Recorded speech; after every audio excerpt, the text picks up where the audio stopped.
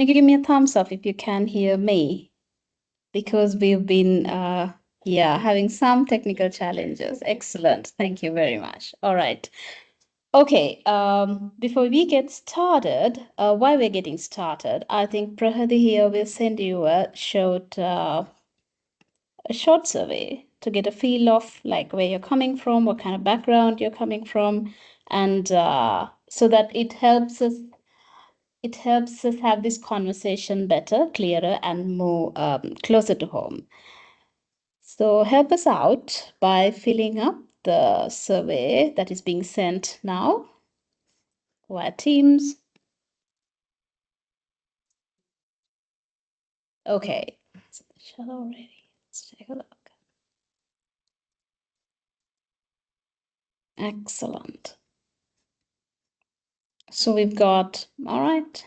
We would like to see others also filling up the survey. Just submit your vote. There's nothing fancy. Okay. So while we get started,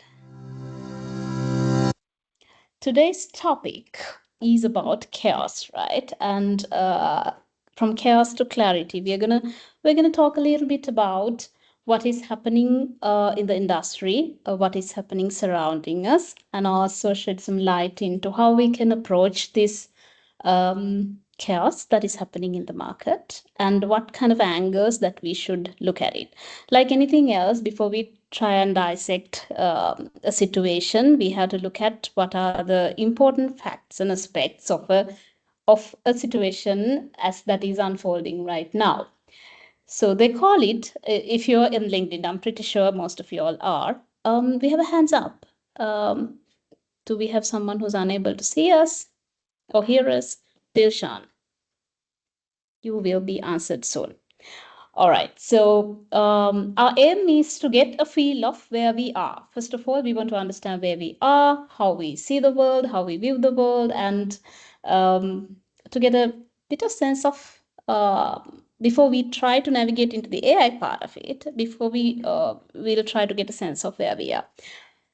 Having said that, I would also like you to start voting in something to get started with the conversation. And this voting that I would like you to do is to vote for a couple of things. So you have 4 options given to you. My question to you is, which of these do you think changed human history the most? Feel free to vote for the steam engine, electricity, the potato, and the printing press.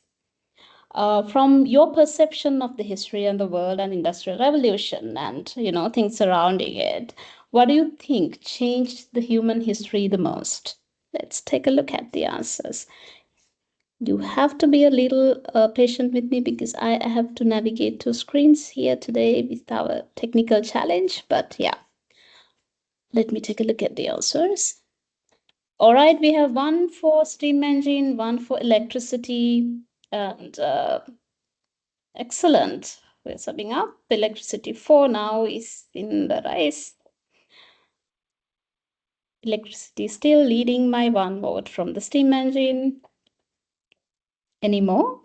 This is just a random vote. We just want to get started with the conversation. I think this will give us good footing to start the chat. So please keep voting. I see a lot more people out there. All right. So, okay, I've got 5 for electricity. So I think I'll take that. So based on our feel of what the industrial revolution looked like, and what happened, right? Let me also vote for something. I will also vote for something random. Okay. Based on what we feel like the industrial revolution looked like, we kind of felt like, okay, right, maybe electricity. Electricity was the reason, like, electricity made the biggest, impact on the mankind. And if you can in the chat, right, if I'm able to see your chat, Go ahead and let me know, like in very short, form, why you think electricity, or the ones who have voted for steam engine, are the key determinants, and why they were the most impactful innovations in the human history.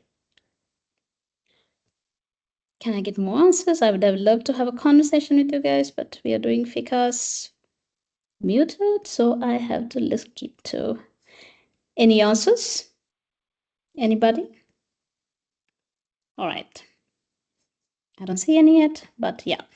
So basically, we all perceive, Judy, yes, go ahead and put your answer in the chat. We all perceive the world, right? We all perceive the world like this because we feel like there's a lot of innovation that happened around the steam engine. We feel like steam engine actually had a great impact, right, in the Industrial Revolution and what happened afterwards. But innovation actually goes a bit more deeper than that. Innovation is not necessarily inventing things, and it's also part of setting the groundwork for much larger things than itself to happen. In that sense, I would argue that the potato actually made the greatest and the biggest impact in the human history by far. Let me tell you why. And here's when we start thinking a bit differently about AI. So the potato came from South Africa, if I'm not mistaken. Yes, it's Andes. Sorry, it's in South America, from the Andes, and it came from now if you look at it, the region called Bolivia, 7,000 to 10,000 years ago, it was domesticated, right? Why I'm telling you this is, I'll show you why, if we had not domesticated the potato, that the world that we live in would probably be non-existent, right? One of the biggest driving factors of industrial revolution, why the industrial revolution happened in Europe, right? During the time it did, was because there was a lot of population. Up until that time, it was not possible to have that big of a population, right? In a small area, right? And the lifespan was limited, and you did not live long enough, right? You did not live long enough. But one of the key drivers of industrial revolution was because people ended up living in a mass population ended up living in a close proximity. You had a lot of interconnected systems. You had complex cultures and systems that were surrounding it. But what made it possible? So the historians say, if we have not domesticated the potato, we might not have ended up actually creating the population, enough people who stand there to be able to drive that revolution in one place by that time. So what did potato bring? What did this potato, the simple, humble potato, bring to the world, to humanity? What it brought us was something very simple, right? It brought us human labor. How did it bring human labor? Because now you can have more people, you live longer, you have much more energy, right? It's a carb. You had much more energy to consume it and to work, exert energy.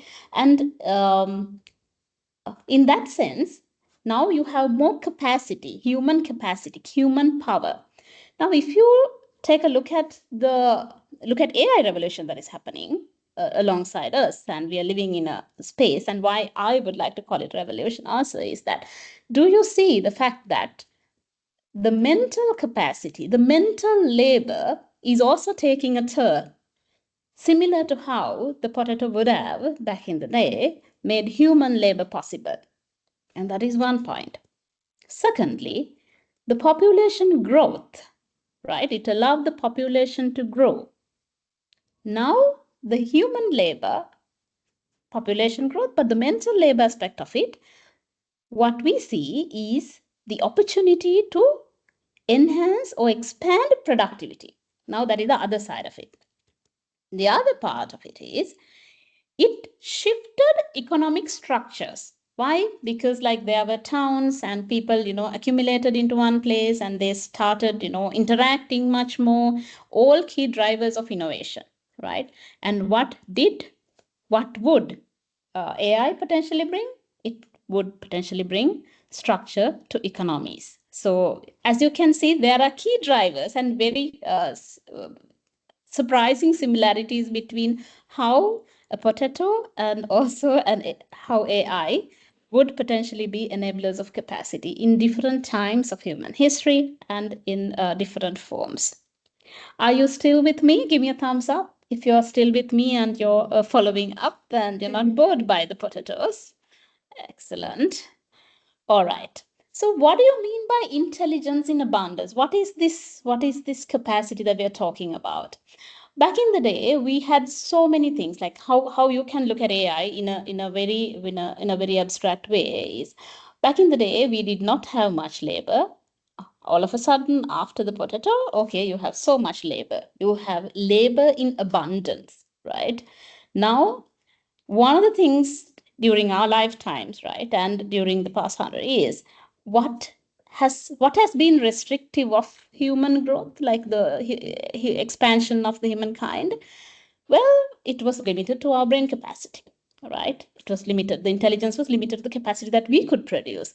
Now, all of a sudden, you have the capacity of intelligence that is in abundance, and that is why there's a lot of talk going around. Will this be a threat, right? And will this take our jobs? And what are one of the key themes of the talk today, fika today.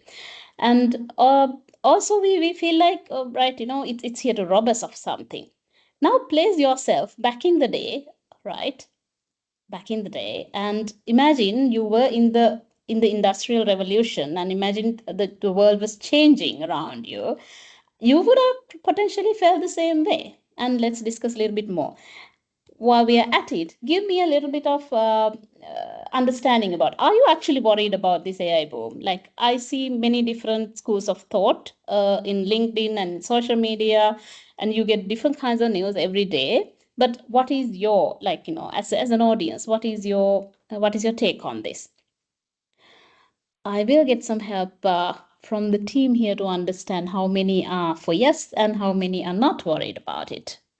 You can be honest about it. It's there's no right or wrong answer. What do we have, Lulu? So far, yes. You're worried about it. So far, yes. How many for yes? 60. Okay. 5 for yes. Anybody who's not worried about it? Okay. So basically 50-50, right? Right. So some of you are worried about it, some of you aren't. So here's the good news. We're going to anyway talk about what we have to be worried about and what we don't have to be worried about also.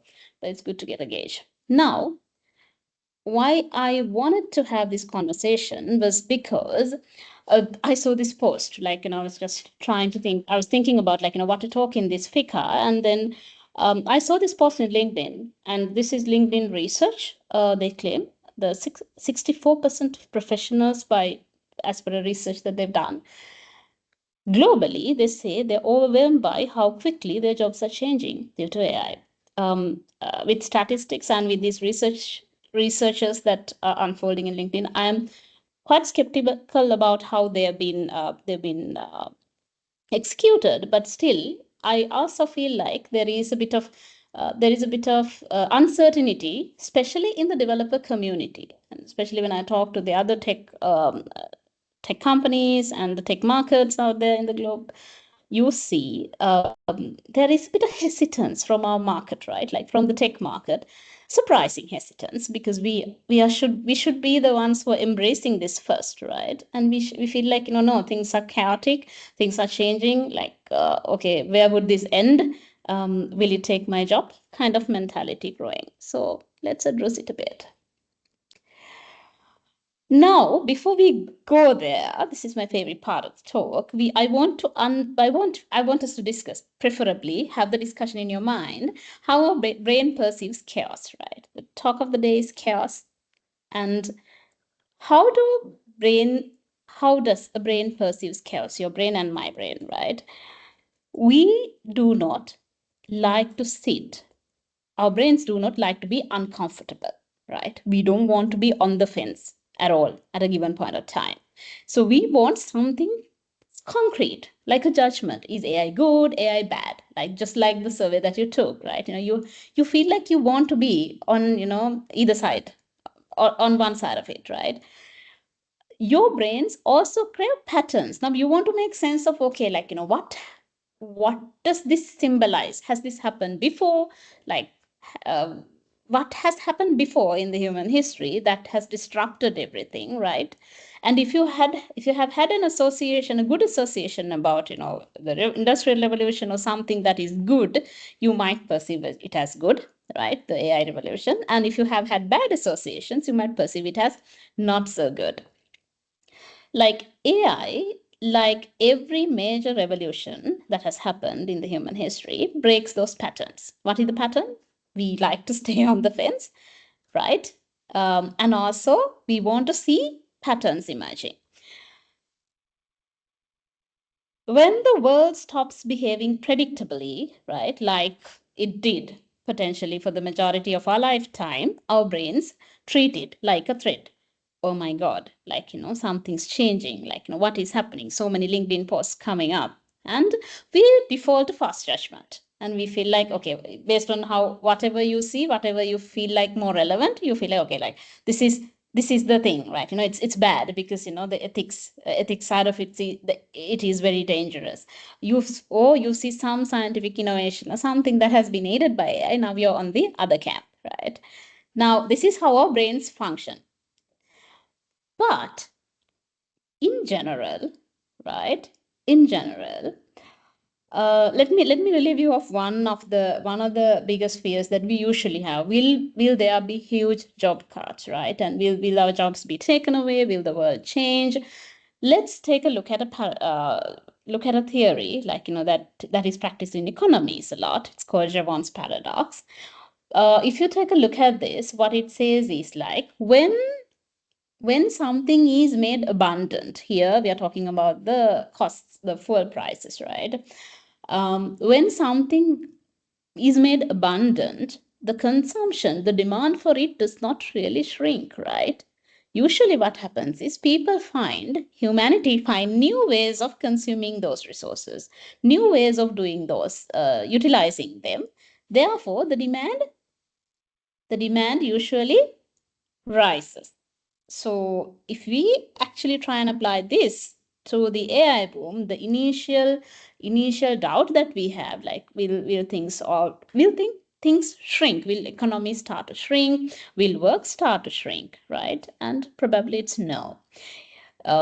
Each revolution that we've had in the human history has created more opportunities. Variety of opportunities and areas we have never thought about has unfolded due to the innovations that follow these revolutions. So we employ more percentage of, like, humans than ever before in the human history now, right? And it would potentially continue to rise. So maybe you can rest that. Why do so if you feel like if you feel like the demand will rise and there is an adaptation, there is an AI revolution happening, and AI is creeping into every part of our lives, right? What makes this adaptation feel so difficult for us? And it is also a good time to sit back and think and ask why we feel this is so difficult for us. Before we get there, I want you to, you and I, we all come from a very a subset of the society where we have gone through formal education, right? And we have probably have a little bit of engineering mindset towards life, right? And we've learned engineering at university, and you have potentially have worked somewhere in a field where engineering kind of thinking and the procedural kind of thinking has been adopted, right? So when an industry like ours, right, when we are an industry and that's like ours gets affected, we tend to think a bit more differently about the changes, about this kind of huge changes that happen in the industry. Here is why. There are usually two different mindsets, at large, that people employ to look at the world and approach life. One is called a causal mindset, and the other is called the effectual mindset. Are you still with me? Following me? I hope you follow me. All right. Excellent. Excellent. So the causal mindset is something of this sort. When you're biased, or when you are a bit when you're a bit weighing towards the causal mindset, you look at the world and ask this question: what can I achieve with my plan? Think of your day-to-day developer. If you're a developer, I'm pretty sure you relate to this very well, right? You're given a feature, you look at it, and now let me make a plan, and this is how I'm going to plan this, and this is my end result, and quite straightforward. And you're probably also very good at doing it, right? Putting things in sequence. Okay, you have to first do this, and then afterwards here's a dependency, you take that into account, and here's the result, and then here's the input for the next phase. And probably think of a day-to-day project manager. Classical causal work, right? You look at dependencies, you plan ahead, you project the timeline. Look at a business analyst. Classical causal work. Why? Well, you look at the system, you try and understand the requirements, and you now think, what would this customer need? Oh, let me understand the customer better.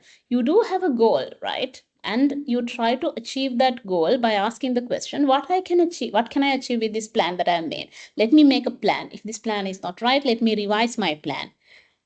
What for the other mindset, the other campus, so this is literally a spectrum, right? Like, you not like one person, it's not one or zero. Like, again, to remind ourselves, it's not one or zero. We sit somewhere in the spectrum, but mostly we tend to sit in the causal side of it. Let me explain what the effectual side means. Effectual side of this mindset is usually, what can I make with what I have? Now, somebody factual would look at the world and say, okay, you open the fridge. What do I have today? Right? Okay, I've got onions, potatoes, come back to potatoes. We've got onions, potatoes. All right, let's do something with this, right? Because that's what's given to you. So that's a different kind of a mindset. You deal with what you have, and you try and come up with something based on what is given to you.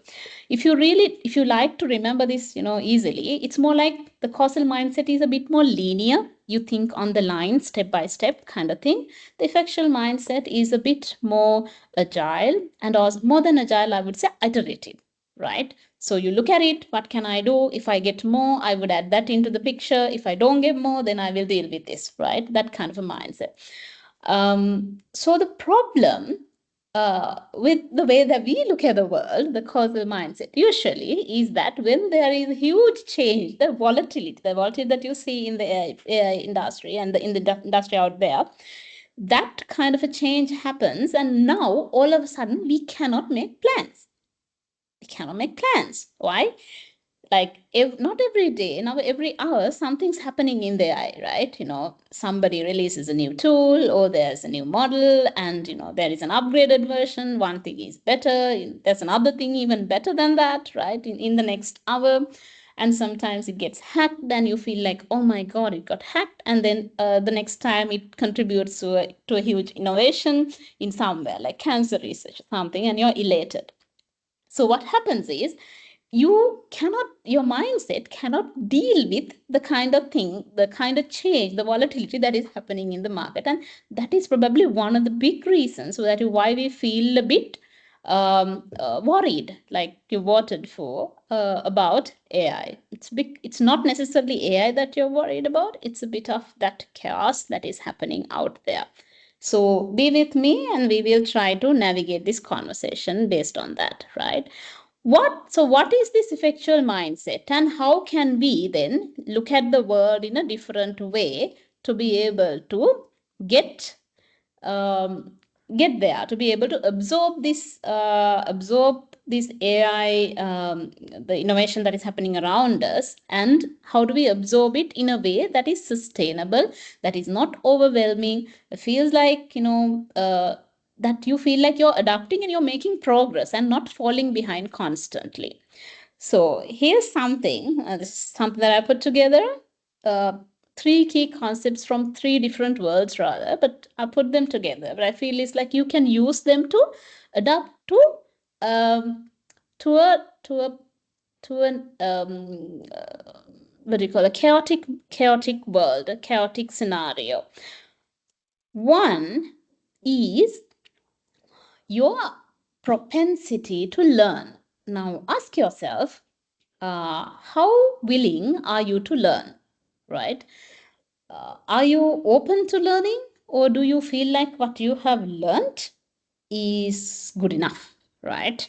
So one key component that drives this growth loop in AI or in anything, but let's focus on AI at this moment, is propensity to learn, the willingness and openness to learn something new. It doesn't mean that what you learn necessarily has to be accurate or like has to be 100% correct. Like, so follow me along. It is just that openness of your mind to be able to get a new idea in. That is the first one.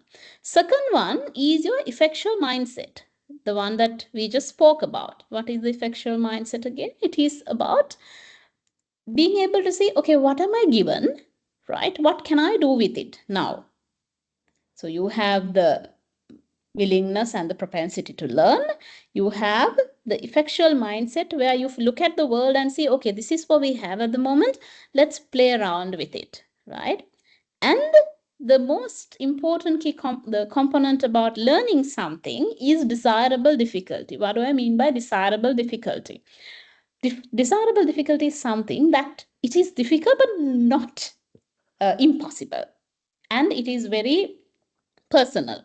So for example, assume that you are a developer who has, developed an application before, and now you want to try out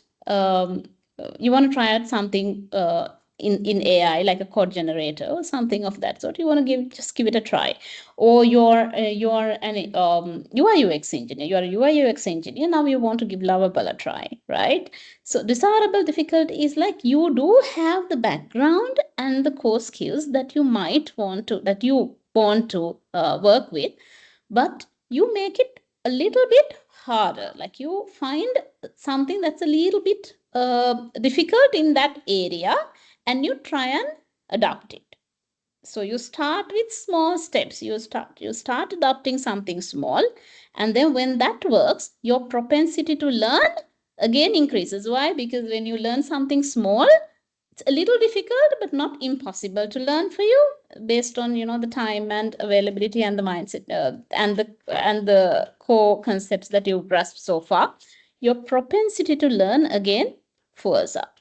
Then it continues to fuel. It's called a feedback loop. What we call it a feedback loop is it's a growth feedback loop. The more you learn little by little difficult areas, your ability to learn and your willingness to learn also speeds up. So this is what I call the growth loop. Again, effectual mindset, desirable difficulty, and propensity to learn. Now let's try and apply this into a scenario a bit more broader and quite abstract, right? And to take a look at the world in this mindset. Imagine you were living during the industrial revolution, and you were a weaver, right? Weaving was like, it was like hand looming, right? You did the hand loom. It was a big part of pre-industrial revolution era. You did it by hand. You had these machines. How they did it was they had this was a domesticated industry, right? You sit there, like, it was a family thing, and the entire family gathered around, and they just worked on the machine, and then you just created cotton, say just cotton material. Now enter the industrial revolution, and came the steam engine. Then what happened? When the steam engine came, did they just plug the steam engine into into this handloom machine. And I'm like, it is not feasible, right? Because here's a machine that gives so much horsepower, right? And here's another machine, the handloom machine, that cannot actually take the horsepower, right? That is given by the steam engine and actually utilize it. So you had so much power now, power in abundance, right? Now people now sat and thought about some people sat and thought about how do we make this work. Like, I want to make more clothes, right? You cannot just make more clothes by bringing a steam engine in and plugging it to your home looming machine, right? So what they did was they created factories. Now what happened? Now you have the steam engine, now the power in abundance, but you also created a new structure, a new economic structure there, right? There's a new system. There were, like, now you have, like, you created new opportunities, new job opportunities, much more labor market, right? And you have also produced, like, there after this steam engine, there was a huge revolution in the apparel industry. Why? People started wearing more and more clothes. Back in the day, you could only wear, like, probably one dress made up, then you would wear it, like, for a long period of time. Then it was made possible to produce apparel in abundance, right? Now people get to wear more, where the consumption rose, and therefore the job opportunities and the market also expanded with it. Now let's try and look at the world the same way with something that is more closer to our era, right? Um, I'm pretty sure you know about drug discovery, right? Usually, a drug discovery takes about good 10 to 15 years, for a new drug to come to market. Why? Because you have to synthesize proteins. I mean, like, there are so many things that I don't know about this industry, but it takes a long time to come. It's a huge process. Why you have to do so many clinical trials, a preclinical trial, FDA approvals, and then the post trials, until you are able to get an actual medicine out into the market, right? Now enter the ability to synthesize drugs, right? Imagine this ability. Now, this is, like, actually happening, right? There are companies, there are biotech firms that are actually doing this now. So they're synthesizing drugs. They're trying to reduce this this cycle, right? Um, from 10 to 15 years to 2 to 5 years, right? Imagine what would happen to the rest of the market. Imagine what would happen this particular system, right? When it changes, you see a lot of, like, biotech, pharma companies, and patients, clinicians, insurers, like, there are so many other people now who have been in this loop, in this long drug discovery loop, whose lives are now changing upside down, just like yours and mine, right? Because, okay, like, the world, it's, you can get things done faster, but the question that we must ask here is, what are the new opportunities that arise from this, right? What are the new opportunities that arise from this?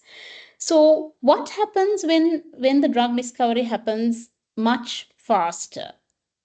You get higher innovation throughput, which means there would have been certain diseases that sat in the backlog, like you and I would call, that never got picked up, right? That will now get picked up by these biotech firms, and there will be new kind of companies, not only pharmaceutical companies, but also, like, biotech companies that are now coming up in the market, who provide new kind of expansion for the industry. With that, now see how this results down to us, right? Look at the world in a way that how is this revolution, or how is AI changing the world at a higher level, and what would that mean for us as technical people, like, people who are developing softwares or have developed softwares in the past, how would that impact our day-to-day life? Now we are going to apply that effectual mindset that we're talking about a bit here. Here are the things that you can focus on. Start with what you know, right? So basically, now if you are a developer or a QA person, we can start with already what you have and what you know. Basically, you've learned something. If you are an intern or like if you are in the university at the moment, you are learning something. So good, you have a good base, right? Then take a look around and see what is happening out there in the market, right? What are the tools, what are the options, what are the models, or what are the facilities that are being provided to you, right? That seem to give you an edge. You start working with them.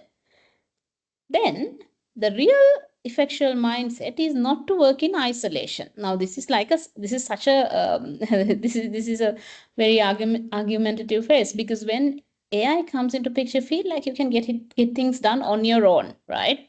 But in reality, when you build the real effectual mindset, people with real effectual mindset, they actually build partnerships rather than working solo. And that is also a key determinant of success. And focus on what you can control. Now, you may not be able to do everything that AI offers at once, and you don't necessarily have to. Again, desirable difficulty. Pick something small, pick something in your area of work, pick something that is available to you now and collaborate. That is what the effectual mindset asks us to do.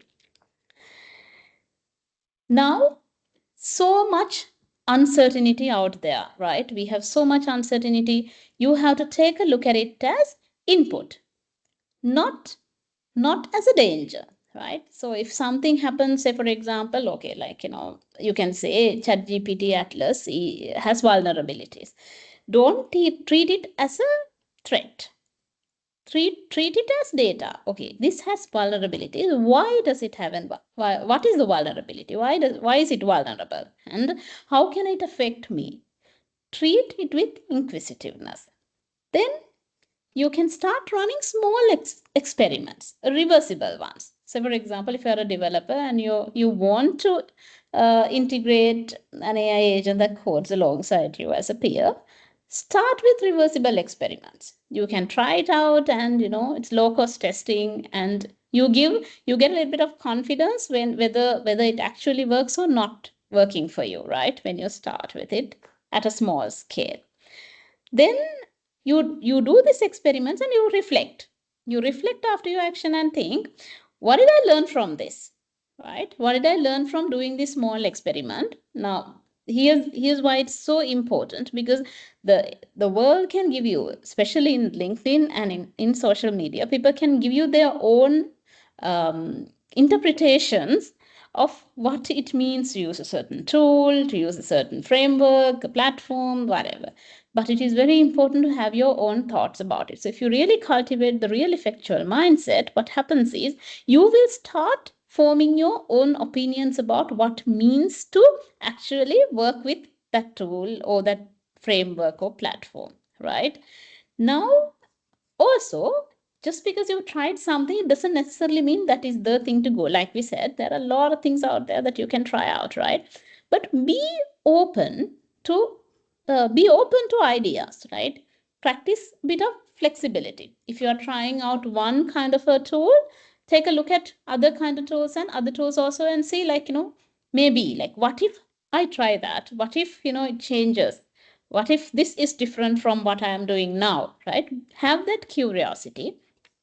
And the most important part of it is you aim iteration, not perfection. At this moment, now, I'm not saying causal mindset is bad. It is absolutely perfect for a setup like ours that we used to have in the past 2 decades. At least I've been in the industry for the last 2 decades, and a causal mindset really saves you, right?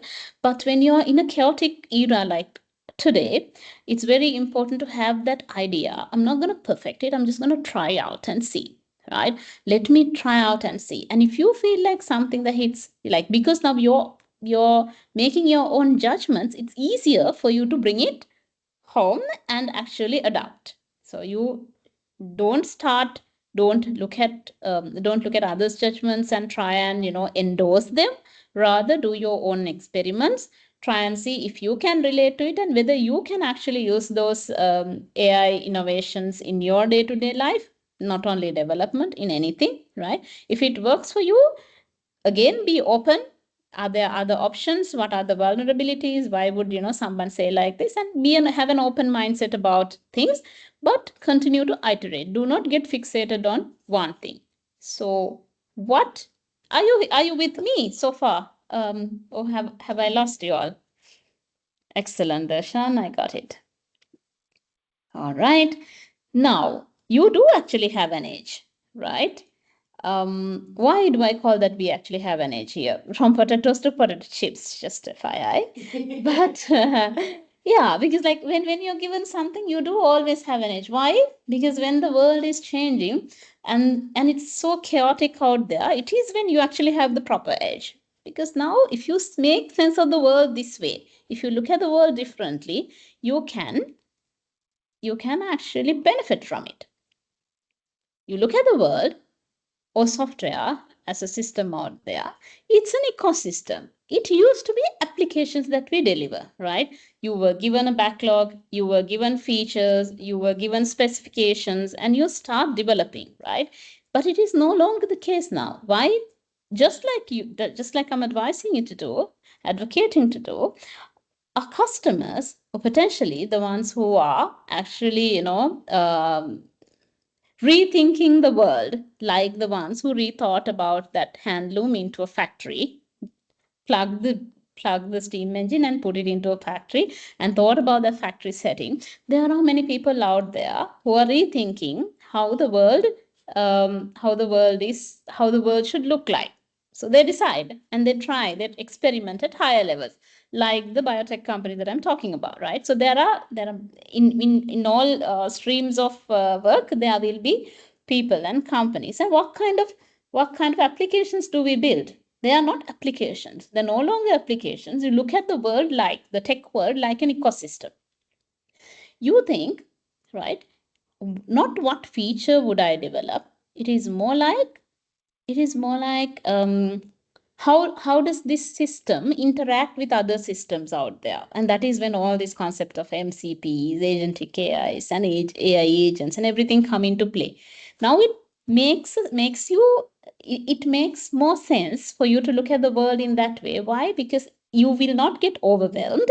One thing, you will not get overwhelmed. You will also see the agile, like the fragments that come and go. Like, you might integrate into something today, and another day it'll be another thing, and you might plug into a data source one day, and the data source might change, and the entire, how you actually get data or intelligence into the system entirely might change, right? How the user interacts with the system might change. It won't be a click, maybe a chat, right? It won't be a click, and it may be like, lashing your, flicking your eyes, like, you never know, right? So have that idea of an ecosystem rather than just fixated on being an application. Excuse me. Thank you. Then you start thinking in systems, not in snippets. Why I say this is also like key part of an effectual mindset. You zoom out before you are able to zoom in, right? One of the reasons why I say zoom out is when we come from a causal mindset, like we used to, we think in sequence, right? And we try to quickly see the details, which is good, right? And which is like quite advantageous and some great skill to have. But if you want to catch up with the world out there that is changing, you have to start thinking in systems, not in small chunks, right? You have to zoom out and get a 30,000 foot overview about what is changing out there. So if you're in industry, if you're in logistics, go and take a look at what is changing in logistics industry out there. What are they doing? Are they doing warehouse automation? How are they doing the allocations? Sorry. And if you are like, in the drug discovery, kind of a company that is developing software for that kind of a company, take a look at it and see what are they doing now, how are they using these models, how would these systems change over time, and the interactions with the systems and the interactions with other systems change over time with the changes that are being happening in the world. So that is another part of it. Then who generates the work we do? Take a look at the companies and be interested in people and the companies that are changing the world, and take a look and see who are the ones innovating, what are the innovations out there in your line of work, right? What are the innovations out there, and can I potentially adopt some of these? What are the things that they value? Now, say for example, if you are in the tech industry, like this is like very relevant. If you're in the tech industry, you must take a look and see what are the things that your customers, the potential customers, value with the changes that have been happening.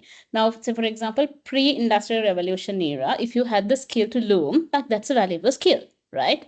But if you're if now, like, you after you've introduced the steam engine and we are working in a factory, there would be many other skills that are valuable, right? What are those skills? Like, you would want to be able to do one task, probably. This is not entirely transferable to our case, but just to get the idea, one task effectively, you must be really good at cutting, measuring, right? And you must be good at sorting things and piling things up, like different kinds of skills that are required. So what are the skills that people who are innovating out there value in this domain, and what are the actions they take, what kind of actions they are looking at, like do they so if you look at the development per se, like do you feel like one person can get a lot of things done just because of that the development capacity would decrease? Or do you look at the different way and see, oh, they are now building a system, now they're trying to integrate it to systems. Maybe if I have more understanding and more knowledge about these integrations and how these systems function and their interactions, I might have better opportunities. So start thinking in systems, not in small sections. Just don't focus about like one technical area, right? Do not focus on one technical area, rather start thinking like an engineer. We'll come to that, right? What are the human skills, the most important part that we require and will be amplified by AI, right? Very relevant to us. One of the key skills is the curiosity, right? So usually what happens is um, the pattern seeking part of it. The AI can generate new things, but being able to take a look at these patterns and see, okay, that makes sense. Maybe I can connect this to that, right? I have seen this pattern somewhere else. Let me apply that pattern here, right? That mindset, the curiosity mindset. And then the judgment and ethical reasoning. Of course, you can do this, but should we really do this? The judgment part of it, and it's a very versatile skill in the era of AI. Why? Because now you can do a lot of things with the cognition power, the abundance of intelligence. But should we do it? Is it logic? Is it ethical to do it? You make your own judgments, and being able to make that judgment is such a super skill to have. Next one, creative synthesis. To being able to actually think creatively and also be in that creative space and come up with ideas, so you can use AI as a co-creator, not entirely depend on AI, right? That being able to be open to AI opportunities or the facilities that AI provide to you, and take that input as a co-creator, and being able to co-create is one of the other super skills. Next one is systems thinking. Just like we discussed, being able to think in systems, not in small fractions. So if there are two engineers, for example, say one person can, code well, right, or can test well, but there's another person who can potentially code well and test well, but also at the same time, they can also see the interactions of the other systems and suggest new improvements, right? Suggest new ways of working, so suggest new ways of making the system efficient. Now, those kind of human skills will be super skills in the age of AI. And communication. We feel like at least I feel like people are going into silos, right, with AI, and they feel like, okay, like, I have there are AI companions, there are so many other AI, related efficiencies that are being introduced to our world that makes us feel like, okay, like maybe we don't need to communicate because we do have intelligence in abundance. But being able to communicate with other humans and being able to empathetically understand others' needs and what people actually look for, being able to empathize, understand, communicate with each other, collaborate, these are also superhuman skills. So if you are really looking at what kind of skills should I cultivate on, I would say stick to these 5 areas. You will be able to derive what kind of skills in each area that you want to cultivate. Curiosity and pattern seeking for a QA engineer is more like, we have done this kind of QA work, but is there any other industry that does this similar kind of work, and what are the patterns they are using, and what are the innovations they are doing? Can I adapt them, right? Judgment and ethical reasoning would be like, okay, somebody asking you to do an AI system and sitting and thinking like, should I let this, where should I draw the line? Should I draw the line here or like another, mile away, right? So being able to do those skills, have those skills are the superhuman skills. We are closing in. So in the interest of time, I will also give a little bit more focus specifically about the development stack, right? So look at the world like this. You do manual coding, now you do have like an AI assisted generation, right? But you look at it, you use the factual mindset, you take a look, you're looking at it as more like